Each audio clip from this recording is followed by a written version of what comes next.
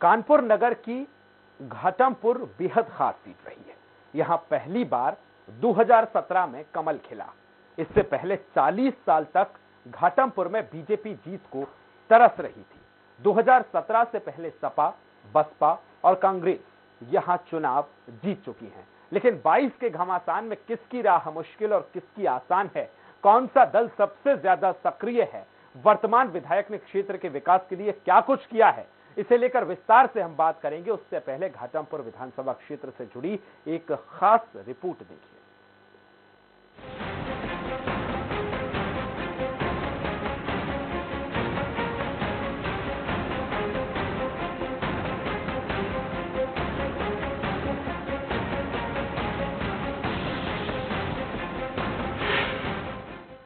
घाटमपुर का चुनावी घमासान, किसकी राह मुश्किल और किसकी आसान।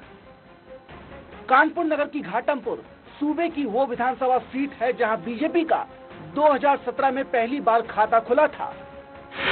पिछली बार बीजेपी की कमला रानी ने बसपा की सरोज कुरील को 45,000 से भी ज्यादा मतों के अंतर से शिकस्त दी थी। हालांकि वे ज्यादा समय तक विधायक नहीं रह सकी।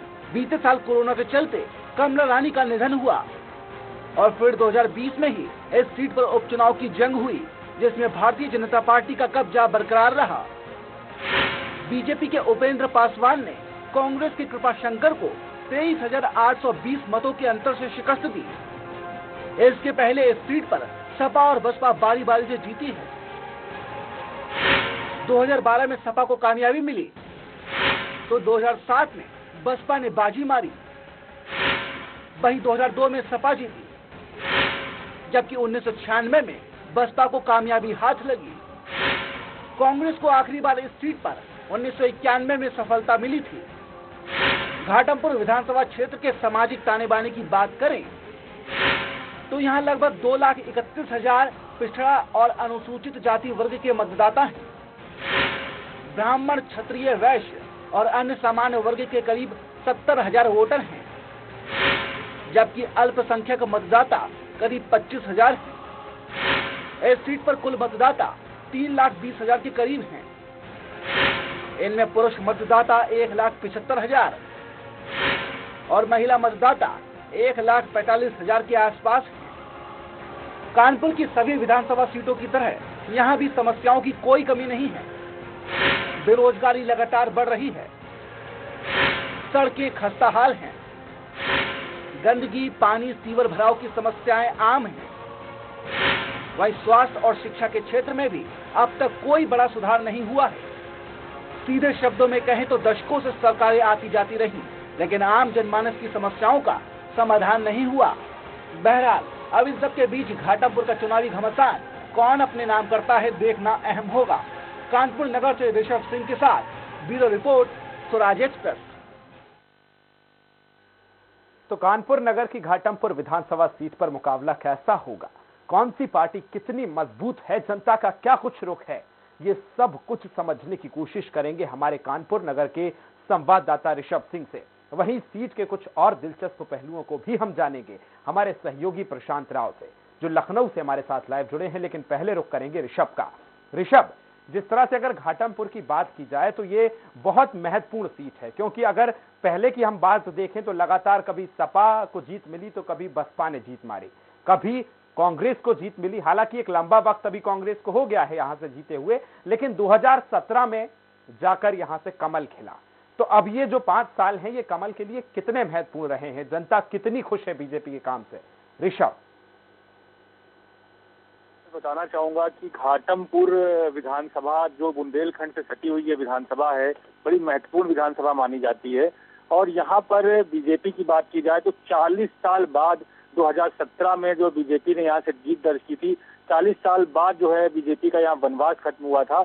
और ये जो सीट है, यहाँ ये सीट है, दलितों की संख्या यहाँ पर ज्यादा, ये एससी बहुल सीट है, ये आरक्षित सीट है और इससे पहले ये सामान्य सीट थी। और यहाँ पर 40 साल बाद जो है कमल रानी वरुण जो है यहाँ इन्होंने जीत यहाँ पर दर्ज की थी और वो मिनिस्टर ही बनी, कैबिनेट मिनिस्टर बनी, लेकिन कोरोना के कारण उनका निधन हो गया और इससे चुनाव इस सीट पर बाई इलेक्शन हुआ, जिसमें बीजेपी के उपेंद्र पासवान ने 62,000 वोट पाकर इसमें जीत दर्ज करी। लेकिन देखने वाली बात ये होगी, समझने वाली बात होगी, जब कमल रानी यहाँ से चुनाव 2017 में जीती थी तो उनको 92,000 वोट मिले थे, और जब उपेंद्र पासवान जब बाई इलेक्शन हुआ और उपेंद्र पासवान ने यहाँ से जीत दर्ज करी तो 62,000 वोट मिले। तो एक जो जीत का आंकड़ा था, जीत का जो अंतर था वो काफी कम हुआ, 30 से 32,000 वोट कम मिले उपेंद्र पासवान को। और इससे पहले 2017 से पहले की बात की जाए, विकास तो यहाँ पर लगातार कभी समाजवादी पार्टी यहाँ पर जीत दर्ज करती रही, उसके बाद बसपा ने यहाँ पर जीत दर्ज करी, और उससे पहले की बात करी जाए तो 80 के दशक के आसपास जब कांग्रेस का यहाँ पर परचम लहराया था पूरे उत्तर प्रदेश में, पूरे देश में, उस समय कांग्रेस जो है यहाँ पर लगातार कांग्रेस ने यहाँ पर जीत दर्ज करी है। और कांग्रेस के सबसे बड़े नेता माने जाते थे बाबू शिवनाथ सिंह कुशवाहा, जो बड़े नेता थे और डिप्टी स्पीकर भी रहे विधानसभा के, और उन्होंने यहाँ पर जीत दर्ज करी। और जो विकास की बात की जाए घाटमपुर की, तो घाटमपुर में जो विकास है, एक लंबा वक्त यहाँ पर हमने देखा कि बीजेपी को ये सीट पर कभी जीत नहीं मिली, एक लंबा वक्त निकला, लेकिन 40 साल बाद क्या कारण रहे कि लोगों ने बीजेपी को चुना? क्या सपा बसपा कांग्रेस जो भी यहाँ से प्रत्याशी जीते, क्या उन्होंने काम नहीं करवाया? क्या विकास के नाम पर सिर्फ वादे किए गए? क्या कारण था कि पिछली बार बीजेपी को जनता ने मौका दिया? लेकिन विकास 40 साल बाद जो बीजेपी के पास जो सीट आई है, क्योंकि राम लहर थी एक समय में, सन 92-93 में जब बहुत बड़ा बीजेपी का हर जगह भगवा लहराया था, तब भी घाटमपुर में जो सीट थी वो बीजेपी नहीं जीत पाई थी।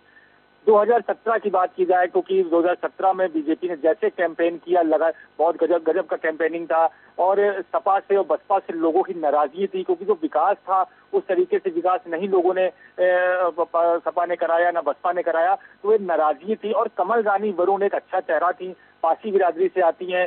घाटमपुर जब लोकसभा थी तो उस समय वो एमपी थी, member of parliament, Ghatampur Lok Sabha से जीती थी, तो उनकी छवि, जो जितने भी प्रत्याशी खड़े थे उनसे वो अच्छी छवि थी, इसका उनको बीजेपी को फायदा मिला। और जिस हिसाब से बीजेपी की जो लहर थी 2017 में जो बीजेपी ने बनाई थी, उसका भी फायदा मिला, प्रत्याशी का भी फायदा मिला बीजेपी को, और बीजेपी ने जो अपनी कैंपेनिंग की थी, एक अच्छी हिंदुत्व का जो एजेंडा लेके बीजेपी चली थी, उसका भी फायदा मिला।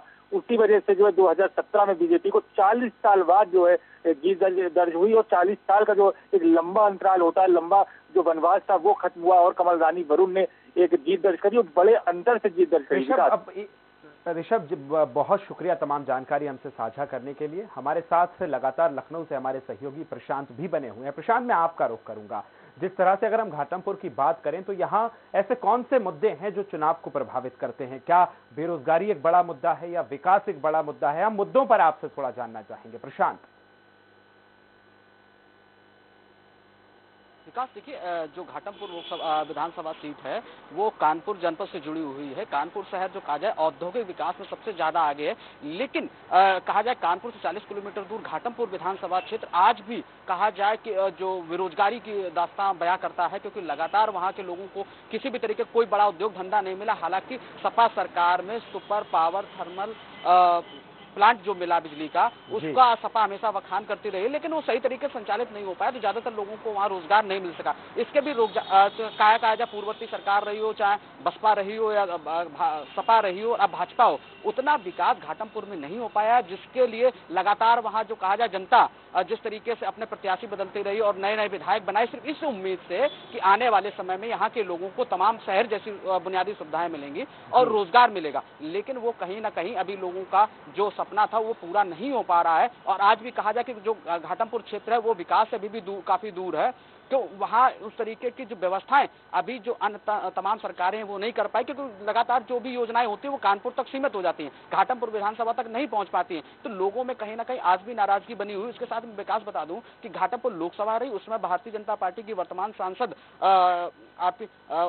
कमल रानी वरुण थी और उसका समाजवादी पार्टी के जो कहा जाए सांसद भी वहां पे रहे राधेश्याम कोरी, लेकिन उन्होंने भी विकास नहीं कर पाया। और इससे पूरे 1996 में यहाँ पे जो कहा स्थानीय नेता राजाराम पाल यहाँ बसपा के विधायक बने थे, तब लोगों को उम्मीदें थी। हालांकि थोड़ा बहुत विकास उस समय हुआ कि राजाराम पाल स्थानीय थे तो लोगों की समस्याओं को जानते थे, तो विकास मिला। और उसके बाद समाजवादी पार्टी के राकेश सचान रहे और उसके बाद और भी इंद्रजीत कोरी रहे समाजवादी पार्टी में।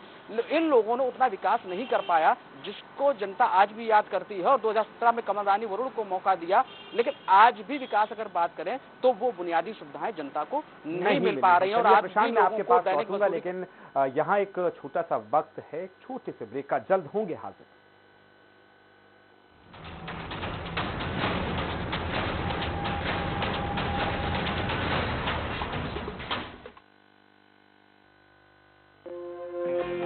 उत्तराखंड की ग्रामीण महिलाएं आज पशुपालन और डेयरी उत्पादन से जुड़कर न सिर्फ खुद को आत्मनिर्भर बना रही हैं, बल्कि प्रदेश के विकास में भी बढ़ चढ़कर भागीदारी निभा रही हैं। उत्तराखंड सरकार और जायका वानिकी परियोजना ने ग्रामीण महिलाओं को डेयरी उद्योग से जोड़ने के लिए पहाड़ों में जगह जगह मिल्क कलेक्शन सेंटर खोले हैं, जहां दुग्ध व्यवसायी महिलाएं अब आसानी से दूध बेचकर अपनी आमदनी बढ़ा रही हैं। जब से यहाँ पर डेयरी खुली है तब से उन्हें यहाँ पर काफी समय की बचत भी मिलती है और यहाँ पर दूध के जो रेट है वो भी अच्छे दिए जा रहे हैं। उत्तराखंड सरकार के कुशल मार्गदर्शन में महिलाएं स्थानीय रोजगार को अपनाते हुए मिल्क प्रोडक्ट्स और कई उत्पाद तैयार कर रही हैं। पशुपालन, पहाड़ी अनाजों की खेती के साथ साथ अब डेयरी और दुग्ध उत्पादों से भी महिलाओं ने अपनी पहचान बनाई है।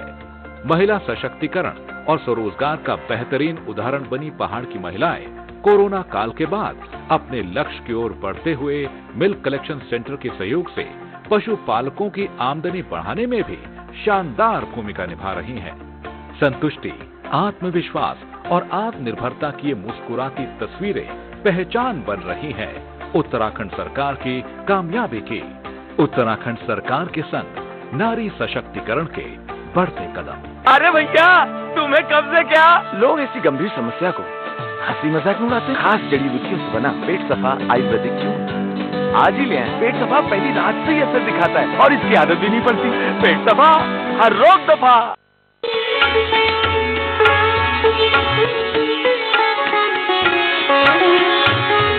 महर्षि उपदेशामृत प्रवाह। देखिए स्वराज एक्सप्रेस में प्रतिदिन प्रातः 6:30 बजे से।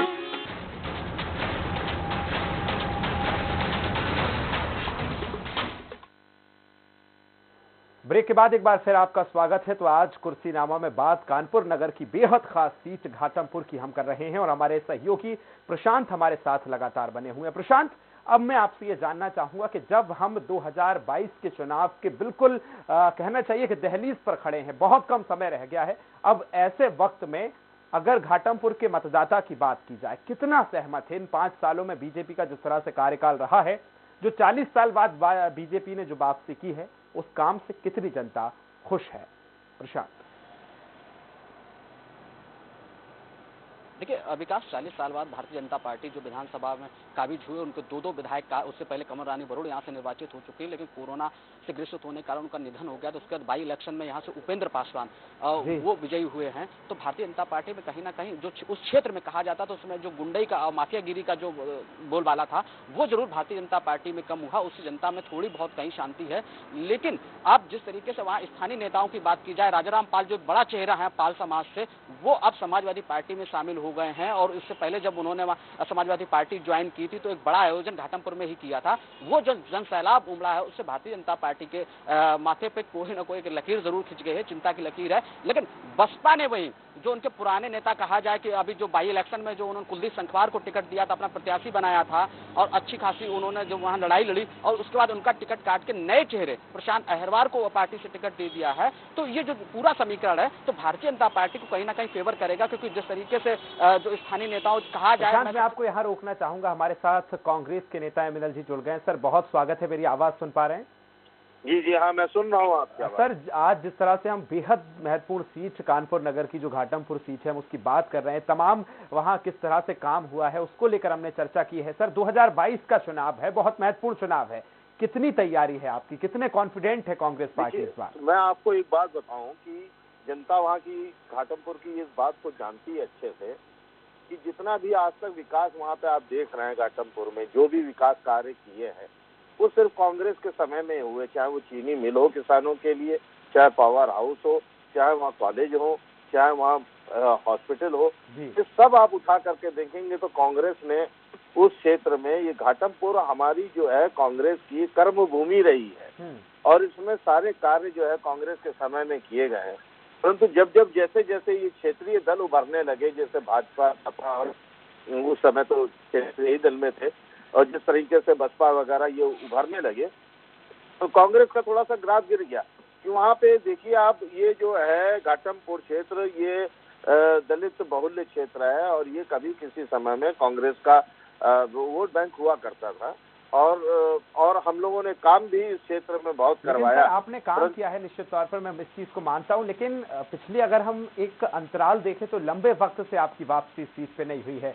क्या कारण है कि मतदाता आपसे खुश नहीं है सर? क्यों आप मतदाता को नहीं समझा पा रहे हैं? क्यों कांग्रेस पार्टी लगातार जीत हासिल नहीं कर पा रही है?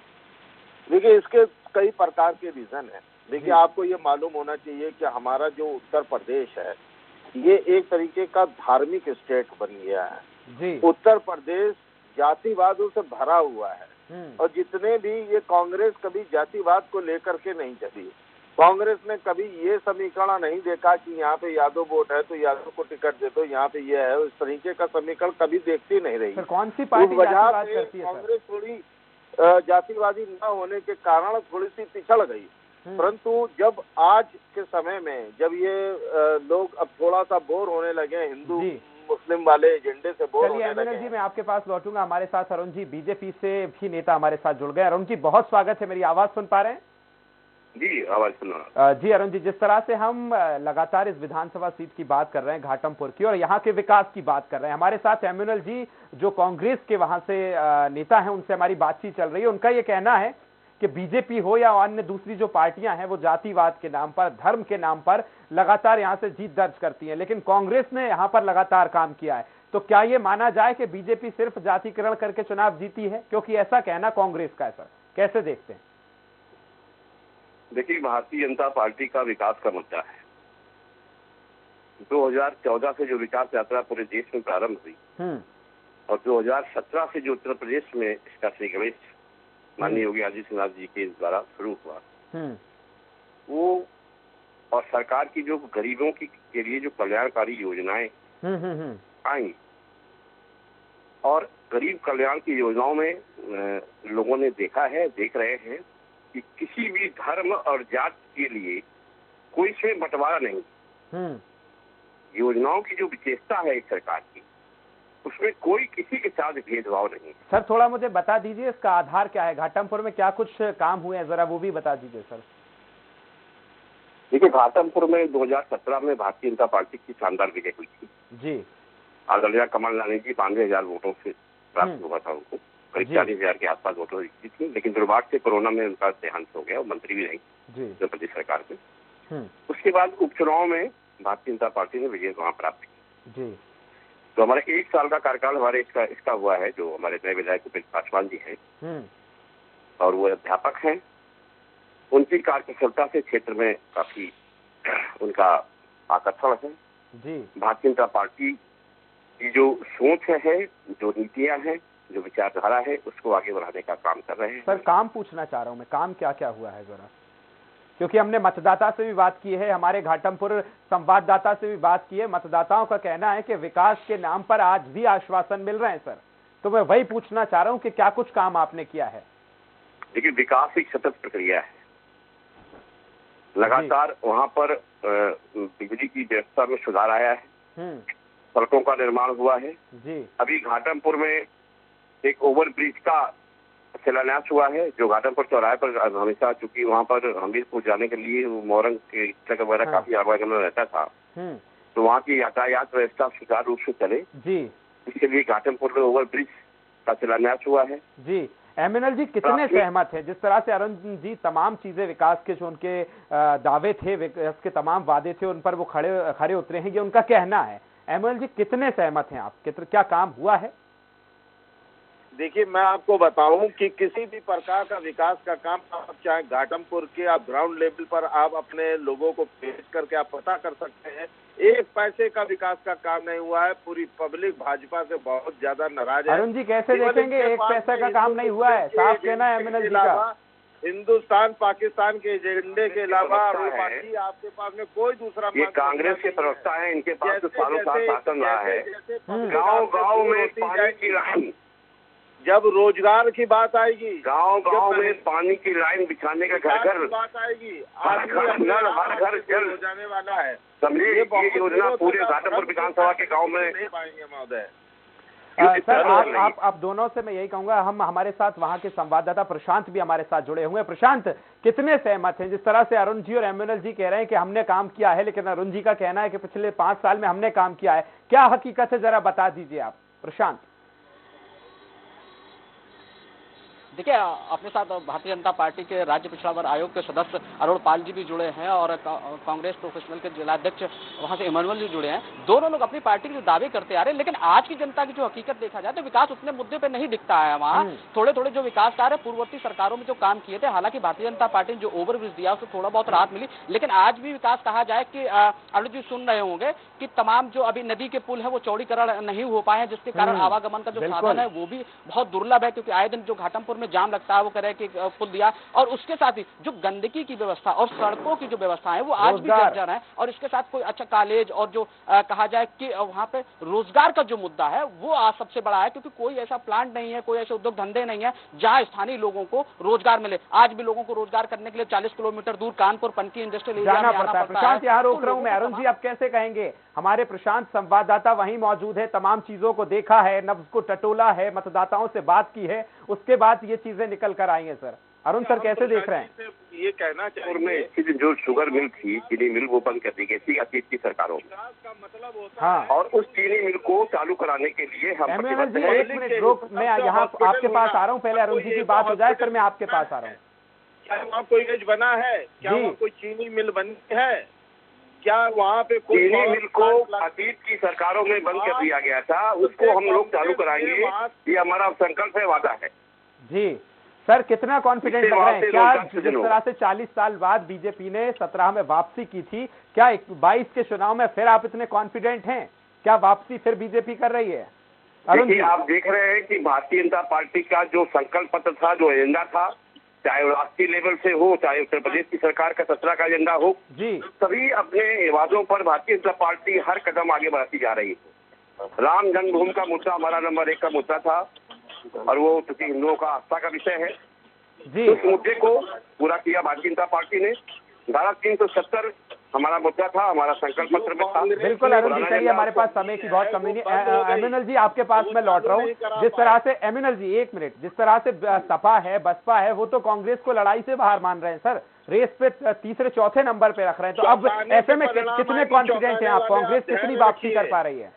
आप धैर्य रखिए, चौंकाने वाले कांग्रेस के परिणाम आएंगे। मैं आपको ये बताना चाहता हूँ, पब्लिक अंदर से इन सभी पार्टियों से बहुत दुखी हो चुकी है। उत्तर प्रदेश का हाल बेहाल हो चुका है। इन 33 सालों में कांग्रेस दूर हुई है, उत्तर प्रदेश को बिल्कुल इन लोगों ने गोबर बना के धर दिया है। अभी वो जो चीनी मिल इन कांग्रेस ने बनाई थी, कांग्रेस के समय में चलती थी, वो तक बंद हो गई, आज तक चालू नहीं करा पाई है। सिर्फ खोखले वादों के अलावा इनके पास में कुछ नहीं है। ये अंत में वही करेंगे कि जगह जगह पर हिंदू मुसलमान करके फिर से ये चुनाव जीतने का प्रयास करेंगे। बस बिल्कुल। चलिए एमएनएल जी, बहुत हमारी भी बहुत सारी शुभकामनाएं आपके साथ भी और अरुण जी के साथ भी। हालांकि जो भी परिणाम होंगे वो तो आने वाले परिणाम बताएंगे, जिस तरह से मतदाता का रुख होगा। लेकिन बहुत शुक्रिया सर दोनों का, आप हमारे साथ चर्चा में जुड़ने के लिए। तो आज हम कानपुर नगर की एक बेहद महत्वपूर्ण सीट, घाटमपुर विधानसभा सीट की बात कर रहे थे, जहां पर आज भी रोजगार एक बड़ा मुद्दा है, विकास की तमाम चीजें हैं। अगर बात की जाए तो सपा, बसपा, कांग्रेस लंबे समय तक यहां पर रही हैं, लेकिन 40 साल बाद 2017 में बीजेपी ने वापसी की। हालांकि उसके बाद जो उनकी बीजेपी की कैंडिडेट थी, उनकी कोरोना के चलते उनकी डेथ हुई। हालांकि उपचुनाव हुए, फिर बीजेपी ने जीत हासिल की। लेकिन 2022 का चुनाव बहुत महत्वपूर्ण है, क्योंकि इस बार देखना होगा क्या जनता विकास के मुद्दों को लेकर, तमाम चीजों को लेकर बीजेपी की वापसी कराती है या फिर विपक्ष से कोई पार्टी इस सीट पर अपना कब्जा जमाएगी, ये तो चुनाव के परिणाम ही बताएंगे। फिलहाल आज के लिए कुर्सीनामा में फिलहाल इतना ही। कल फिर उत्तर प्रदेश के किसी और विधानसभा क्षेत्र में आपको लेके चलेंगे। अभी के लिए मुझे दीजिए इजाजत। नमस्कार।